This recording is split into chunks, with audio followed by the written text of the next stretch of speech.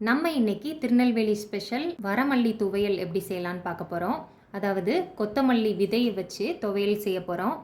Hi friends, welcome to 90s Jana channel. என்னோட சேனலை first time பார்க்குறவங்க சப்ஸ்கிரைப் பண்ணிவிட்டு பக்கத்தில் இருக்கிற பெல் பட்டன் அழுத்திக்கோங்க. வாங்க இப்போ சுவையான துவையல் எப்படி செய்யலான்னு பார்க்கலாம். அதுக்கு அடுப்பில் ஒரு சட்டி வச்சுக்கலாம். கொஞ்சம் அடிக்கனமான சட்டியாக வச்சுக்கலாம். அதில் ஒரு 2 ஸ்பூன் அளவு நல்லெண்ணெய் சேர்த்துக்கலாம். எண்ணெய் சூடானதும் தேவையான அளவு மல்லி விதை சேர்த்துக்கலாம். நான் இன்றைக்கி இந்த கிண்ணத்தில் கொஞ்சம் கம்மியாக இருக்கிற அளவு விதை எடுத்திருக்கேன். இப்போ இதை எண்ணெயில் சேர்த்துக்கலாம். இந்த துவையல் செய்கிறதுக்கு நல்லெண்ணெய் சேர்த்து எல்லா பொருட்களையும் வறுத்து அரைச்சாதான் துவையல் நல்ல சுவையாக இருக்கும். அதனால் கண்டிப்பாக எல்லோரும் நல்லெண்ணெய் சேர்த்துக்கோங்க. சேர்த்துட்டு இதை ஒரு நிமிஷத்துக்கு மீடியம் ஃப்ளேமில் வச்சு வறுத்துக்கலாம். மல்லி விதையை கறியை விட்டுறக்கூடாது, அப்புறம் துவையலோட டேஸ்ட்டே மாறிடும். இந்த மாதிரி கைவிடாமல் ஃபஸ்ட்டு வறுத்ததுக்கப்புறமா இதில் ஒரு 6 பல் பூண்டு சேர்த்துக்கலாம்.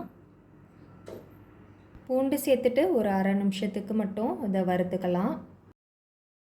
இப்போ இதில் காரத்துக்கு 3 வத்தல் சேர்த்துருக்கேன். கலருக்காக 2 காஷ்மீரி வத்தல் சேர்த்துருக்கேன். நீங்கள் காஷ்மீரி வத்தல் தேவையில்லைன்னா ஸ்கிப் பண்ணிடலாம். காரத்துக்கு தேவைக்கேற்ப வத்தல் சேர்த்துக்கோங்க. 2 கொத்து கருவேப்பில் சேர்த்துக்கலாம். சேர்த்துட்டு எல்லாத்தையும் மீடியம் ஃப்ளேம்லேயே வச்சு நல்லா வறுத்துக்கலாம்.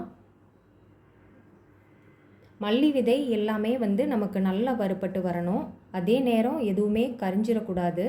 அப்போ தான் துவையல் சுவை நல்லா இருக்கும். இந்த துவையல் உடலுக்கும் ரொம்ப நல்லது, டேஸ்ட்டும் ரொம்ப பிரமாதமாக இருக்கும். இது ரசம் சாதம், சாம்பார் சாதம், தயிர் சாதம், பழைய சோறு, கஞ்சி, இட்லி, தோசை எல்லாத்துக்குமே தொட்டு சாப்பிட்றதுக்கு ரொம்பவே பிரமாதமாக இருக்கும். இப்போ இது எல்லாம் நல்லா ஓரளவு வறுபட்டதுக்கு அப்புறமா நாம் எந்த அளவு மல்லி விதை எடுத்தோமோ அதே அளவு தேங்காய் துருவல் சேர்த்துக்கலாம். தேங்காய் துருவல் சேர்த்துட்டு எல்லாத்தையும் நல்லா வறுத்துக்கலாம். தேங்காயும் நல்லா வறுபடுற அளவு நல்லா வறுத்துக்கலாம். கஞ்சி, பழைய சாதம், தயிர் சாதத்துக்கு இந்த துவையல் ரொம்ப ரொம்ப பிரமாதமாக இருக்கும். நாங்கள் சின்ன பிள்ளையாக இருக்கும்போதெல்லாம் எங்கள் அம்மா அம்மியில் இந்த துவையல் தான் அடிக்கடி அரைச்சி தருவாங்க. அவ்வளோ டேஸ்ட்டாக இருக்கும். தேங்காய் வறுபட்டதுக்கப்புறமா இதில் ஒரு பெரிய நெல்லிக்காய் சைஸ் புளி சேர்த்துக்கலாம். புளி, காரம் எல்லாமே கொஞ்சம் நல்லா சேர்த்தா தான் நல்லாயிருக்கும். காரம் உங்களுக்கு பத்தாதுன்னா நீங்கள் கூட 2-3 வத்தல் கூட சேர்த்துக்கலாம். புளியும் சேர்த்துட்டு எல்லாத்தையும் சேர்த்து நல்லா கலந்து விட்டுடலாம். இப்போ எல்லாமே நல்லா வறுபட்டு வந்துருச்சு. இந்த அளவு நல்லா எல்லா பொருட்களும் நல்லா வறுபட்டதுக்கப்புறமா நாம் அடுப்பை ஆஃப் பண்ணிக்கலாம். ஆஃப் பண்ணிவிட்டு இதை நல்லா ஆற வச்சிடலாம். இது நல்லா ஆறுனதுக்கப்புறமா ஒரு மிக்ஸி ஜாரில் சேர்த்துக்கலாம்.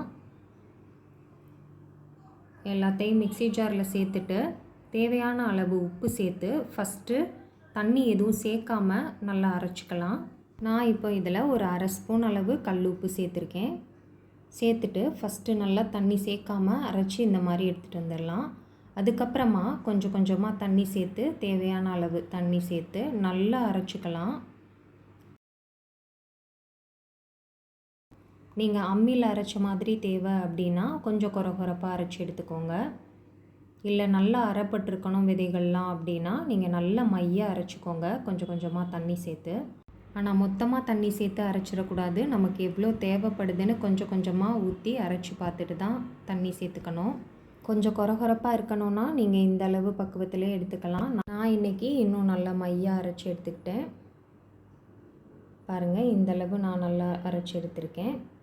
இந்த துவையல் ரொம்ப ஹெல்த்தியானதாகவும் இருக்கும், டேஸ்டானதாகவும் இருக்கும். அதனால் கண்டிப்பாக எல்லோரும் இதை மாதிரி செஞ்சு பாருங்கள்.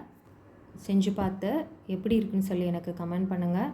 என்னோடய சேனல் பிடிச்சிருக்குன்னா லைக் பண்ணுங்கள், சப்ஸ்கிரைப் பண்ணுங்கள். தேங்க்ஸ் ஃபார் வாட்சிங்.